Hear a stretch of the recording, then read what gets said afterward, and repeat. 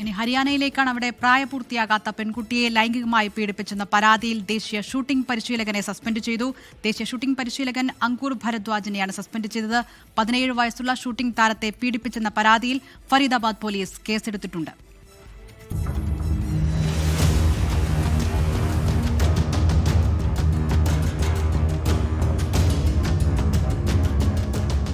പ്രായപൂർത്തിയാകാത്ത ദേശീയ ഷൂട്ടിംഗ് താരത്തെ പരിശീലകൻ ബലാത്സംഗം ചെയ്തതായാണ് പരാതി.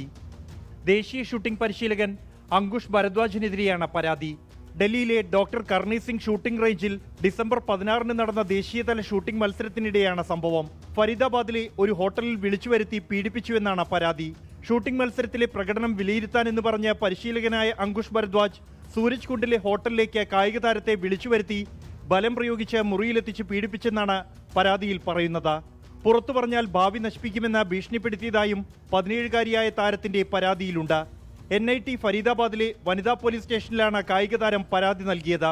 സംഭവത്തിൽ പോക്സോ കേസ് രജിസ്റ്റർ ചെയ്ത ഫരീദാബാദ് പോലീസ് സാക്ഷികളിൽ നിന്നും മൊഴിയെടുത്തു. നാഷണൽ റൈഫിൾ അസോസിയേഷൻ ഓഫ് ഇന്ത്യയുടെ 13 ദേശീയ ഷൂട്ടിംഗ് പരിശീലകരിൽ ഒരാളാണ് അങ്കുഷ് ഭരദ്വാജ്. പരാതിയെ തുടർന്ന് അങ്കുഷ് ഭരദ്വാജിനെ നാഷണൽ റൈഫിൾസ് അസോസിയേഷൻ ഓഫ് ഇന്ത്യയിൽ നിന്നും സസ്പെൻഡ് ചെയ്തു. 24 ഡൽഹി.